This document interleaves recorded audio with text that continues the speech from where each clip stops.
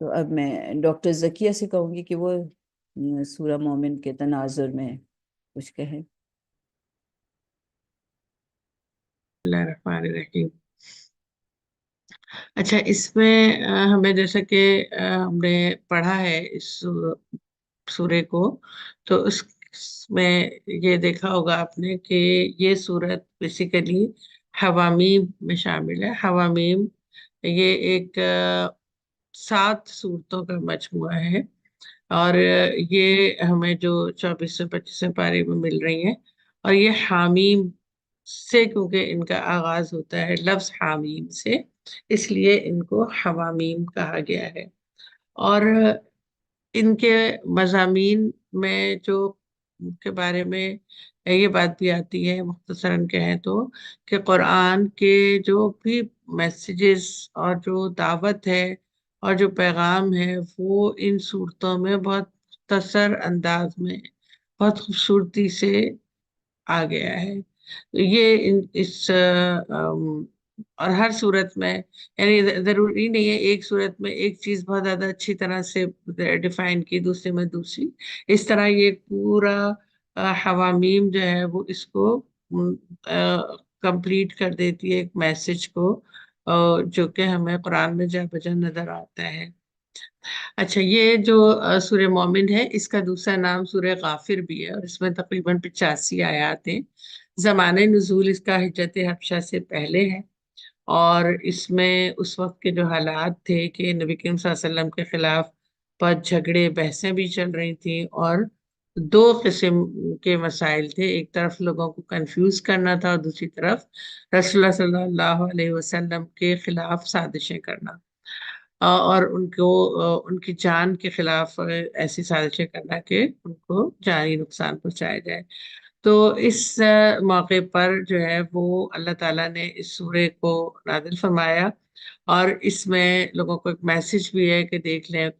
لیں کہ فرعون نے بھی موسیٰ علیہ السلام کے ساتھ ایسی ہی سازشیں کی تھی، تو جب اس کا انجام ہوا وہی تمہارا بھی انجام ہونے والا ہے۔ مومنین کے لیے بھی ایک میسج اس میں آیا کہ جس طرح مرد مومن نے صرف اللہ کے بھروسے پر اپنی دعوت کا کام جاری کیا، اور اس وقت کے جابر و ظالم و جابر حکمران فرعون کے آگے اپنی دعوت پیش کی، اسی طرح سے تم بھی اپنی دعوت کا کام جاری رکھو، اور اس بات کی فکر مت کرو، کیونکہ تم یہ بھی بتایا نا کہ اللہ نے اس کو بچا لیا، تو اصل ذات اللہ تعالیٰ جو ہے اس کے ہاتھ میں ہے، تمام زندگی موت اختیارات سب کچھ اس کے ہاتھ میں ہے۔ تو بالکل بے باک ہو کر کھل کر اللہ کی نصرت کا کام جاری رکھو۔ تیسرا جو ہے وہ کچھ لوگ ہوتے ہیں جو کہ مذبذبین کہلاتے ہیں نا، جو لوگ وقت کا دھارا دیکھ کے فیصلے کرنے والے ہوتے ہیں، ان کے لیے بھی میسج ہے کہ راست روی اختیار کرو، جہاں موقع ملے کھل کر جو بات کرنی ہے اس کو پیش کرو، اور کسی خوف کا شکار ہرگز نہیں ہو۔ اچھا، اس کے بعد ہم دیکھتے ہیں کہ اس میں مختلف جو پیراگراف اگر ہم کہیں یا مضامین کہیں، تو ایک جو ہے وہ اللہ کے کلام کی صفات بتائی گئی ہیں پہلے ابتدا میں نا،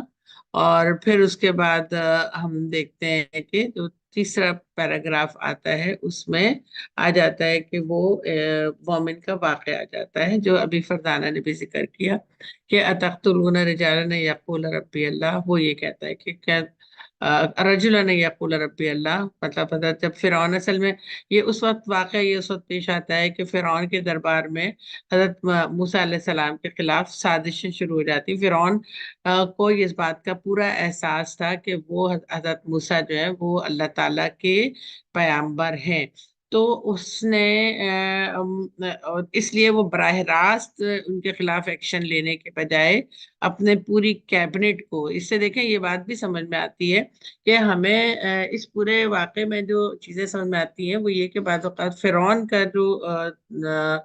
لوگ تھے، یا پھر بنی اسرائیل کے لوگ، وہ قبطی قوم کے جو لوگ تھے، وہ انبیاء کو بھی جانتے تھے، وہ اللہ تعالیٰ کو بھی جانتے تھے، ان کو تاریخ کی بھی خبر تھی، یہ ساری خبریں ان کو تھیں۔ دوسری بات جو ہمیں سمجھ میں آتی ہے اس میں، وہ یہ بھی سمجھ میں آتی ہے کہ فرعون کوئی ایسا بھی، جیسے ہمارے ذہن میں ہوتا ہے کہ کوئی بہت ظالم و جابر بادشاہ، ظالم و جابر بادشاہ کے ساتھ ساتھ وہ ایک ڈکٹیٹر تھا جو کہ اپنی کیبنٹ رکھتا تھا، اور اس اپنی کیبنٹ سے مشاورت کرتا تھا اس کیبنٹ کو، یعنی جس طرح ہم آج کل دیکھتے ہیں نا کہ ایک پارلیمنٹ ہوتی ہے یا ایک اس کی اسی طرح سے اس کا بھی ایک سسٹم بنا ہوا تھا، اور اسی سسٹم میں اس کے مختلف لوگ بھی تھے جن کے ساتھ مشاورت کے ساتھ وہ چلا کرتا تھا، اور انہی میں یہ رجل مومن بھی شامل تھے۔ پھر اس کے بعد ان کی تقریر ہم دیکھتے ہیں، ان رجل مومن کی تقریر دیکھتے ہیں کہ وہ ان کو تاریخ سے اور پورا ایک، یعنی کہتے ہیں پورے ہسٹوریکل ایک ان کے سامنے ایویڈنس کے ساتھ بات کرتے ہیں، یعنی جو تبلیغ یا دعوت کا کام ہے ان کا وہ ایویڈنس بیسڈ تھا، کہ انہوں نے صاف صاف بتایا کہ تمہاری پچھلی قومیں، نوح، قوم عاد اور عاد وغیرہ، ان کو جس طرح سے تباہ کیا گیا ان کا ذکر کیا، حضرت یوسف علیہ السلام جو 600 سال پہلے گزرے ان کا ذکر کیا، اور پھر اس کے بعد دلائل کے ذریعے اپنی بات پیش کی۔ اچھا، اب ہم اس میں جو ایک اور بات ہم دیکھیں کہ اگرچہ اس پہ فردانہ نے ماشاءاللہ اچھی بات کی ہے، لیکن اس کو تھوڑا سا ہم اور تفصیل سے دیکھ لیتے ہیں کہ اس صورت میں جو داعیانہ کردار مومن کا آتا ہے، جیسے بہت سارے رجال کا ذکر قرآن میں بتایا فردانہ نے، لیکن ہم یہاں پر دیکھتے ہیں کہ کمپیریزن کریں کہ دو دو رجال جن کا قرآن میں ذکر ہے، اور جو دونوں کی پرسنالٹی اور میسج ہمیں نظر آتا ہے، اسٹرانگ میسج کے ساتھ ان کا ذکر نظر آتا ہے۔ ان میں سے ایک سورہ یاسین کا رجل مومن ہے، اور دوسرا جو ہے وہ سورہ مومن کا۔ اب جو سورہ یاسین کا جو رجل مومن ہے، ہم اس، یعنی ان دونوں میں کیا بات یکساں ہے؟ دونوں میں جو بات یکساں ہے وہ ان کا داعیانہ کردار ہے۔ اب دیکھیں، اب ہم اس بات کو اگر تھوڑا سا اس طرح سے لے لیں کہ ہم سب دعوت دین کی بات کرتے ہیں، اور ہم سب اپنے آپ کو داعی کہتے ہیں، داعی اللہ۔ تو اگر ہم داعی اللہ کے منصب پر فائز ہونا چاہتے ہیں حقیقت میں، تو اس میں کیا کیا صفات ہیں جو اللہ تعالیٰ نے ہمیں ان دونوں کرداروں کو سامنے رکھ کر بیان کیے۔ دیکھیں، جو سورہ یاسین میں کا داعیانہ کردار ہے، اس کے عوام کے سامنے وہ جا کر اپنی بات رکھ رہا ہے، اور وہ انبیاء کو ڈیفینس کرنے کے لیے جو گیا اور ان کے سامنے اپنے آپ کو اس نے سپر کر دیا، تو وہ کون؟ وہ عوام کے سامنے تھا۔ اور دوسرا داعیانہ کردار ہمیں خواص کے سامنے نظر آتا ہے، جو کہ سورہ مومن یا سورہ غافر کے مرد مومن کا کردار ہے۔ یعنی کبھی ایسا بھی ہوتا ہے کہ ہمیں دعوت دینی پڑتی ہے بہت ہی خاص قسم کے حلقوں میں، وہاں کی مصلحتیں الگ ہوتی ہیں، وہاں کا ماحول الگ ہوتا ہے، وہاں کے جو پورا کہنا چاہیے کہ ایک طریقہ کار الگ ہوتا ہے، اور دوسری طرف عوام میں بات کرتے ہیں تو اس میں طریقہ کار الگ ہوتا ہے۔ لیکن ہم یہاں پر کچھ جو باتیں دیکھتے ہیں، خواہ وہ عوام میں ہوں خواہ وہ خواص میں ہوں، لیکن جو کامن باتیں نظر آتی ہیں وہ ان دونوں کرداروں میں ہمیں کیا نظر آتی ہیں۔ تو ہم اس کو تھوڑا سا اگر کمپیریزن کر کے دیکھیں کہ داعیانہ تڑپ یہ ہمیں دونوں میں نظر آ رہی ہے۔ پہلے ہم دیکھیں کہ سورہ یاسین میں اللہ تعالیٰ نے فرمایا وَجَاءَ مِنْ أَقْصَى الْمَدِينَةِ رَجُلٌ يَسْعَىٰ، اتنے میں شہر کے دور دراز گوشے سے ایک شخص دوڑتا ہوا آیا۔ یعنی ایک تڑپ دیکھیں کہ اس کو خبر ملی کہ وہ انبیاء ہیں، ان کو جھٹلایا جا رہا ہے، ان کو اذیتیں دی جا رہی ہیں، تو وہ کہیں دور تھا۔ اسے جیسے ہی خبر ملی تو وہ اس نے، یعنی ایسا محسوس ہوتا ہے جیسے اسے خبر ملی تو جیسے کوئی اپنے بچے کو آگ سے بچانے کے لیے بھاگ رہا ہو، یا کوئی اپنے گھر کو تباہی سے، یعنی اس طرح سے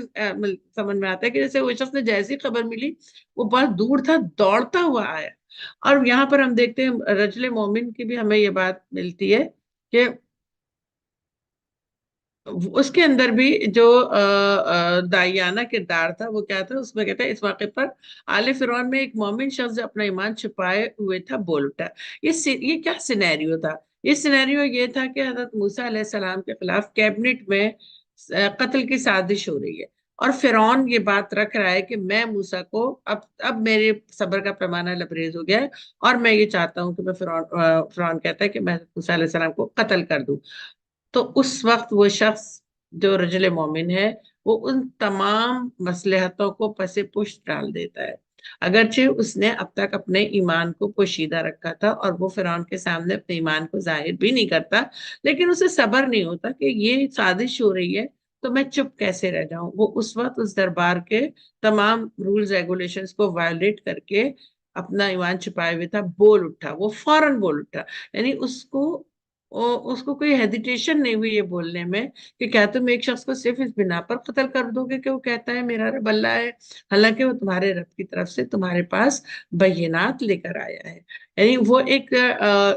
ایویڈنس بیس بات کر رہے ہیں کہ ان کے پاس دلائل کے ساتھ بات کر رہا ہے تو تم اس کو قتل کرنے کی بات کر رہے ہو.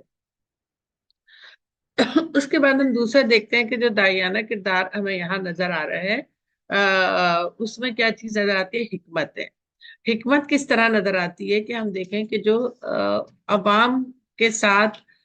جس شخص کا واسطہ پڑا سورہ یاسین میں، وہ کہتا ہے وَمَا لِيَ لَا أَعْبُدُ الَّذِي فَطَرَنِي وَإِلَيْهِ تُرْجَعُونَ. آخر کیوں نہ میں اس ہستی کی بندگی کروں جس نے مجھے پیدا کیا اور جس کی طرف تم سب کو پلٹ کر جانا ہے. یعنی ان لوگوں کو اس شخص نے یہ بات بتائی کہ بندگی کی وجہ کیا ہے. بندگی کی وجہ یہ ہے کہ پیدا جس نے کیا ہے اور جو میری دیکھ بھال کر رہا ہے، جو میرا سسٹینر ہے، تو میں اسی کی مجھے عبادت کرنی چاہیے. اور تمہیں کیوں عبادت کرنی چاہیے؟ اس لیے کرنی چاہیے کہ آخر تم کو بھی تو اسی کے پاس پلٹ کر جانا ہے. اس کے بعد ہم دیکھتے ہیں کہ وہ کہتا ہے انی آمنت بربکم فاسمعون، میں تو تمہارے رب پر ایمان لایا، تم بھی میری بات مانو. یعنی وہ یہاں یہی کہتا کہ میں اپنے رب پر ایمان لایا، وہ کہتا ہے میں تمہارے رب پر ایمان لایا. یعنی ایک ریلیشن سے جو قربت کے احساس دلا کر اس نے اپنی قوم کو دین کی دعوت دی.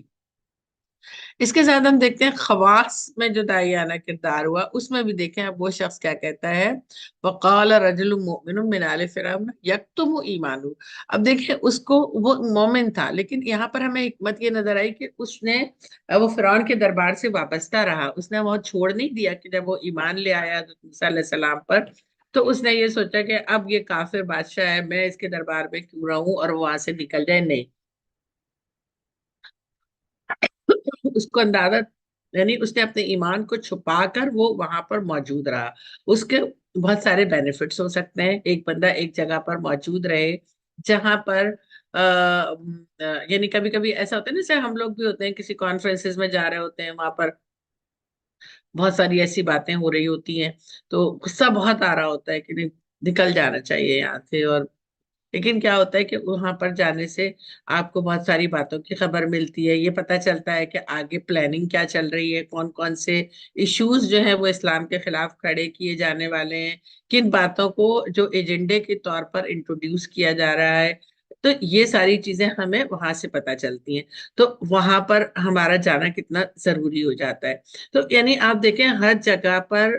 ہر وقت ایک جیسا ریئیکشن بھی مناسب نہیں ہوتا. تو وہ شخص جو تھا، جب تک اس کے لیے ممکن تھا اس نے اپنے ایمان کو چھپا کر وہ اس کیبنٹ میں موجود رہا. ہو سکتا ہے اس وقت اس کے ذہن میں یہ بات بھی ہو کہ حضرت موسیٰ کو وہ کس طرح سپورٹ کر سکتا ہے. جب ایک انسان با اختیار ہو، اقتدار میں ہو، تو اس کے لیے سپورٹ کرنا زیادہ فیزیبلٹی اس کی بڑھ جاتی ہے. تو ہر ایک کے یعنی کہ حکمت پریکٹیکلی بھی ہو سکتی ہے، حکمت بات کرنے میں بھی. یعنی یہاں پر ہمیں نظر آتا ہے کہ وہ بات کرنے میں حکمت نظر آتی ہے، اور یہاں پر ہمیں نظر آتا ہے کہ اس کے یعنی عمل میں ہمیں ایک حکمت نظر آتی ہے کہ جب تک اس کے لیے ممکن تھا اس نے ایمان کو چھپا کے اپنا موقف پیش کیا تاکہ وہ حضرت موسیٰ علیہ السلام کو کے خلاف سازشوں سے روک سکے. اب اس کے بعد ہم دیکھتے ہیں کہ خلوص اور محبت، یعنی دائی جو ہوتا ہے نا، وہ ایسا نہیں ہوتا کہ وہ لوگوں کو لوگوں کے ساتھ سخت گیر ہو. یہی صفت ہمیں نبی کریم صلی اللہ علیہ وسلم کے بارے میں اللہ تعالیٰ نے فرمایا فَبِمَا رَحْمَةٍ مِّنَ اللَّهِ لِنْتَ لَهُمْ، کہ یہ تو اللہ کی بڑی رحمت ہے کہ آپ ان کے لیے بڑے نرم خو واقع ہوئے ہیں، کیونکہ اگر آپ سخت دل ہوتے تو یہ لوگ تو چھٹ جاتے ہیں آپ کے ارد گرد سے. تو یہ جو خلوص اور محبت ہے نا، یہ بھی ہمیں یہاں پر داعیانہ کردار میں نظر آتی ہے. اور یہ ہمیں جو اپنے اندر پیدا کرنے کی ضرورت ہے کہ، اور خلوص و محبت ایسی نہیں ہے کہ جو یعنی جو ہے نا کہ ایک جسے کہتے ہیں کہ پروفیشنل مسکراہٹ ہوتی ہے نا ایک طرح کے، کہ اٹریکٹ کرنے کے لیے، اپنی بات کرنے کے لیے ایک جھوٹی مسکراہٹ اور ایک جھوٹا تعلق. دیکھیں یہ جھوٹا تعلق نہیں ہے، یہ دل سے محبت ہے، یہ دل کا خلوص ہے، جو اندر کی تڑپ ہے وہ ہمیں نظر آتی ہے کہ جب اس آدمی کو قتل کر دیا گیا. اب دیکھیں قتل کرنے کا مطلب تو یہ کہ اس کو اس سے زندگی کا حق زندہ رہنے کا حق چھین لیا، لیکن وہ اتنی محبت تھی اس کو اپنی قوم سے کہ اس نے کیا کہا.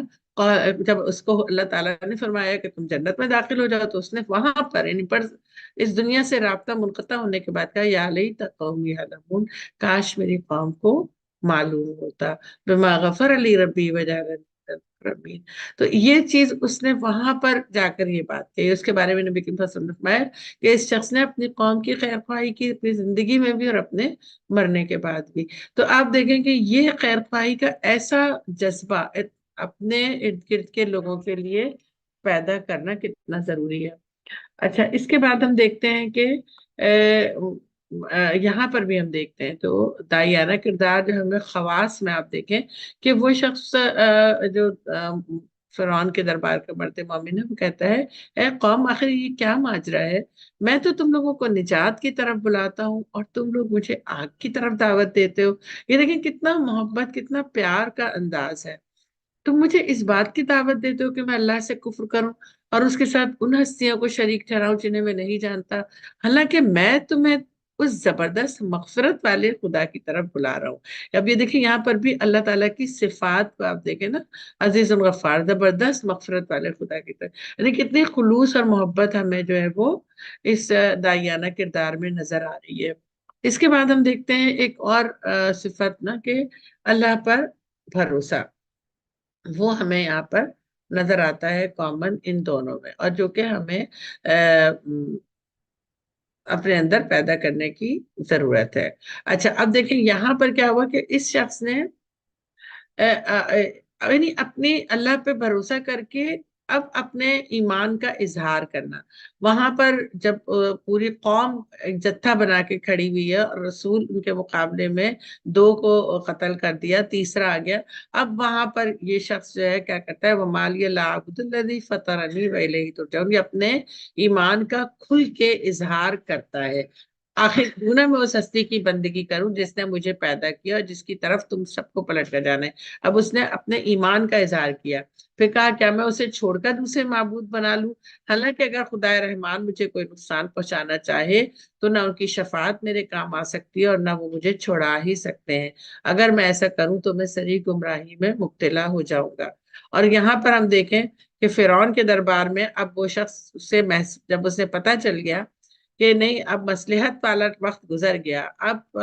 ایمان کے اظہار کا وقت ہے، تو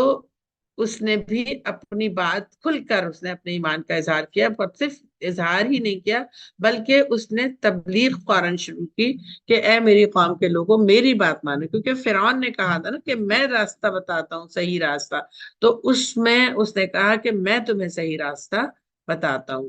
اچھا اب اس کے بعد ہم دیکھتے ہیں کہ جو دائی کا جو ایک اور کردار ہمیں نظر آتا ہے وہ یہ کہ وہ پھر جب حالات کے مطابق تو حکمت بھی آ رہی تھی سب کچھ، لیکن جب اس کو جب معاملہ اس جان پر آ جائے تو وہ اپنی جان دینے سے بھی دریغ نہیں کرتا. یعنی اس کے لیے جان مال، اس کا وقت اور تمام چیزوں کی کوئی اہم وہ ہے اس کے لیے یعنی اصل جو ہے وہ قربانی دینے کے لیے وہ ہر ایک کو تیار ہو جاتا ہے. تو یہ جو ہے نا کہ یہاں پر جا کے اس نے جب قرآن میں اس کا ذکر ملتا ہے کہ وہ شہید کر دیا گیا. ظاہر سی بات ہے کہ ہم اس کو آپ تصور کریں کہ ایک قوم جو ہے وہ بہت ہی شدید غیظ و غضب کے عالم میں ہے اور وہ انبیاء کو جھٹلا رہی ہے اور قتل اس نے کر رہی ہے انبیاء کو، اور اس وقت ایک شخص دور سے آتا ہے اور وہ آ کر حمایت کرتا ہے، تو اسے شخص کو یقیناً اس بات کا اندازہ ہوتا ہے کہ میں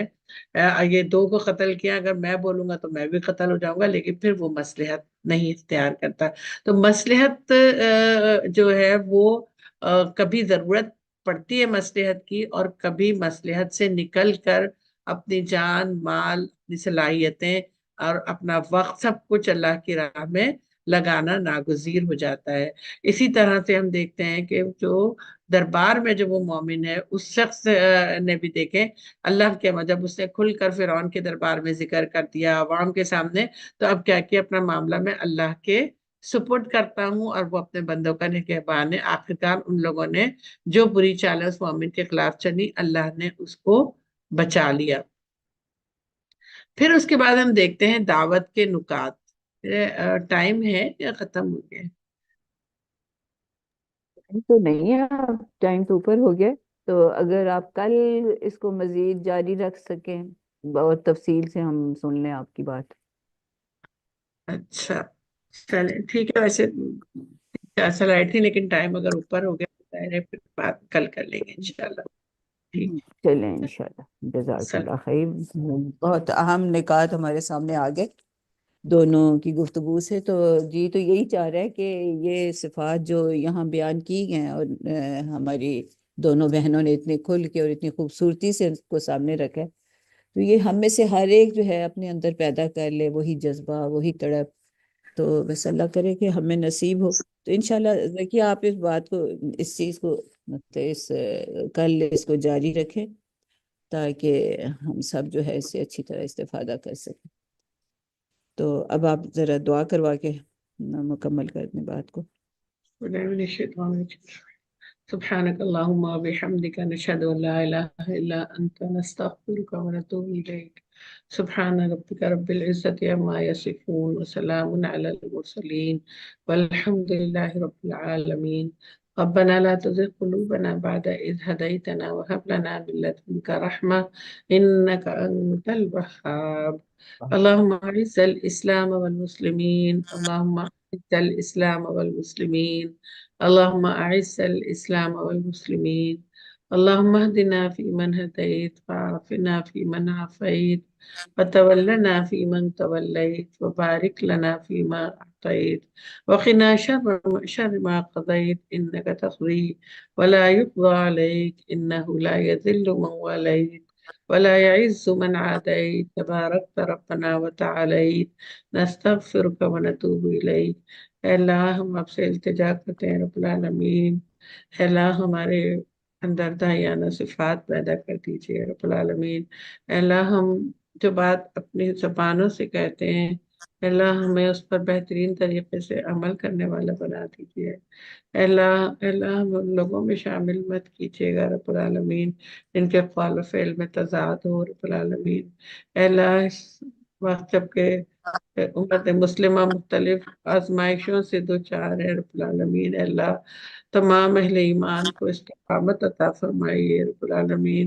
اے اللہ تمام مجاہدین کو استقامت عطا فرمائیے، ان کی مدد فرمائیے۔ اے اللہ ہمارے دلوں میں امت مسلمہ کا درد پیدا کر دیجیے۔ اے اللہ ہمارے دلوں میں امت مسلمہ کا درد پیدا کر دیجیے۔ ربنا لا تزغ قلوبنا بعد إذ هديتنا وهب لنا من لدنك رحمة إنك أنت الوهاب اللهم حاسبنا حسابا يسيرا رب ارحمهما كما ربياني صغيرا رب ارحمهما كما ربياني صغيرا ربنا آتنا في الدنيا حسنة وفي الآخرة حسنة وقنا عذاب آمين۔ جزاک اللہ خیر۔ اچھا جی، السلام علیکم ورحمۃ اللہ وبرکاتہ۔